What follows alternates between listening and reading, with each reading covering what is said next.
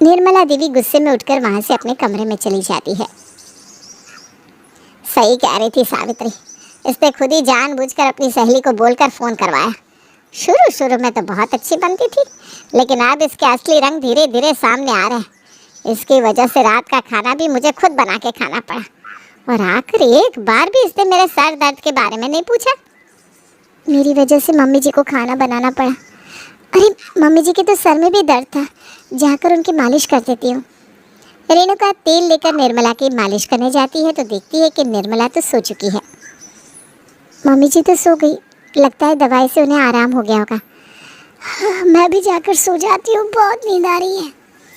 कुछ दिन बाद सावित्री फिर से निर्मला के घर आती है। अरे तू थैले में अपने साथ क्या लेकर आई है? जी, आज मेरी बहू ने घर पर पनीर लबाबदार और मलाई कोफ्ते बनाए थे। मुझे ध्यान में आया कि ये तो आपको भी बहुत पसंद है, तो मैंने अपनी बहू से कहकर आपके लिए भी बनवा लिया। इस थैले में वही लेकर आई हूँ, और साथ में गर्मा गर्म रोटी और चावल भी है। अरे वाह वाह वाह, आज तो खाने का मज़ा ही आ जाएगा। वरना मेरी बहू तो पता नहीं अब नए ज़माने का कौन सा अजीब अजीब सा खाना बनाती रहती है। अरे छोड़ ना अपनी बहू की बातें, और मेरी बहू के हाथ का खाना खाओ। दोनों खाना खाती हैं। वाह वाह, सावित्री क्या खाना बनाया तेरी बहू ने, बिल्कुल ढाबे जैसा खाना। कोई कह ही नहीं सकता ये खाना ढाबे का नहीं है। कहेगा भी क्यों, जब ये खाना है ही ढाबे का। अरे तू क्या सोचने लगी, खाना बहुत स्वाद है सच्ची।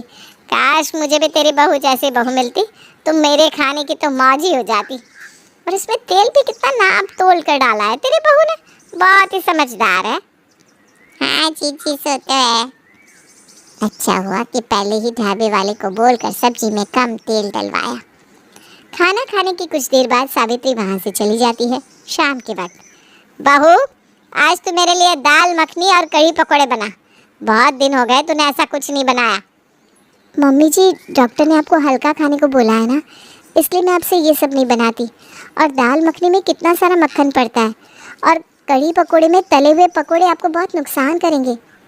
दाल मखनी तो मैं आपको नहीं खिला सकती, लेकिन मूंग की दाल और बिना पकोड़े की कढ़ी बना देती हूँ चावल के साथ, वो आपके लिए ठीक रहेगी।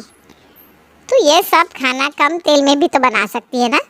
ज़रूरी है क्या दाल मखनी में ज़्यादा मक्खन डालना? थोड़ा कम मक्खन डालकर भी तो बना सकती है।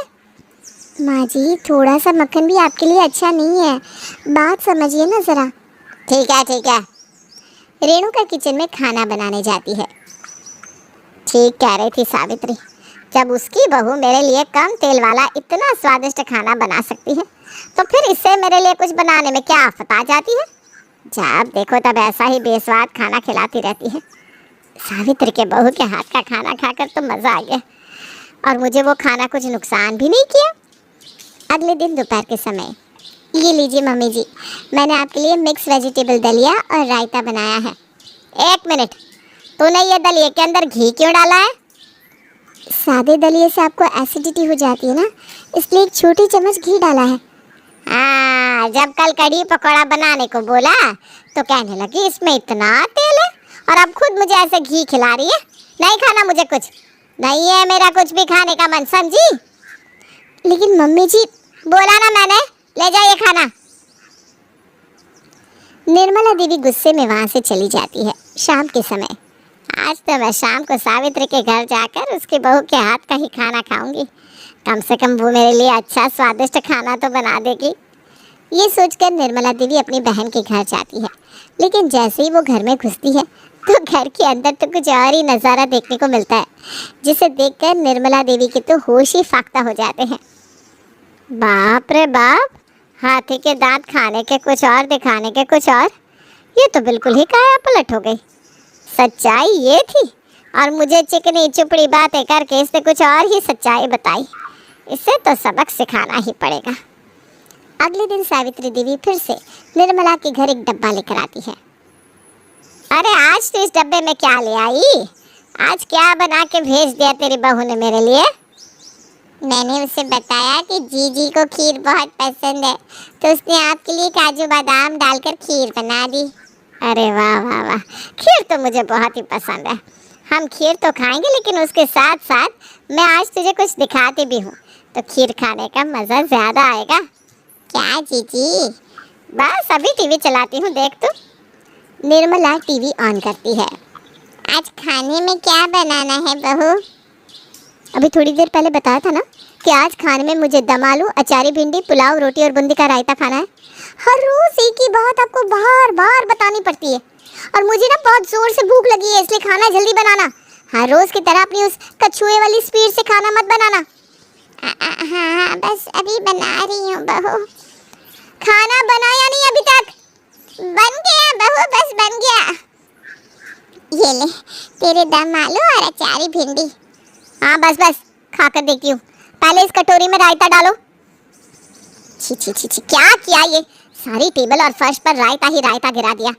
एक काम करने को बोलो तो वो भी ठीक से नहीं होता आपसे। वो बहू गलती से गिर गया। चुप, एकदम चुप। और यहाँ भूत की तरह जमकर क्यों खड़ी हो गई आप? साफ करो इसे अच्छे से, और साफ करके दोबारा रायता बनाकर ले आओ मेरे लिए। ठीक है बहू, बस अभी करती हूँ साफ। हाथों में मेहंदी लगी है क्या जो धीरे धीरे साफ कर रही हो? जल्दी साफ करो और दोबारा रायता बनाकर ले आओ मेरे लिए। खाने का पूरा टेस्ट ही खराब कर दिया। ओ हेलो, कहाँ बैठ रही हो? पता है ना अभी मैं खाना खा रही हूँ। मेरे खाना खाते समय आपकी टेबल पर बैठने की हिम्मत कैसे हुई? मुझे भूख लगी है बहू। चाहे भूख लगी हो या कुछ भी हो, जब तक मैं खाना नहीं खा लेती तब तक यहाँ पर नहीं बैठोगी आप। चलो जाओ यहाँ से, शांति से खाना खाने दो मुझे। सामने टीवी में ही अपनी ही वीडियो रिकॉर्डिंग देखकर सावित्री के तो होश ही उड़ जाते हैं। उसे ये समझ में नहीं आता कि अब वो जाए तो जाए कहाँ, कहाँ जाकर अपना मुंह छुपाए। सावित्री, कैसी लगी फिल्म? जीजी बोलना। जीजी ये जज क्या कर रही है? जीजी वो बस बस, मुझे पता है। मुझे सफाई देने के लिए तेरे पास कुछ भी नहीं है। बहुत झूठ बोलिया तूने इतने दिन तक। अपनी इस बहू की तारीफों के पुल बांध बांध के तूने मुझे मेरी इतनी गुणवती बहू के खिलाफ भड़काया। शर्म आनी चाहिए तुझे। क्या कह रही थी तू? कि मेरी बहू तो मेरे बिना खाने का एक निवाला भी नहीं खाती। हर महीने मना करने के बाद भी मेरे लिए 5-6 साड़ी खरीद कर ले आती है। मेरी इतनी सेवा करती है। तेरी बहू तेरी कितनी सेवा और कितनी खातिरदारी करती है वो तो मैंने अपनी आंखों से देख लिया, और तेरी असलियत भी मेरे सामने आ गई। तेरी वजह से मेरे अपनी ही बहू से रिश्ते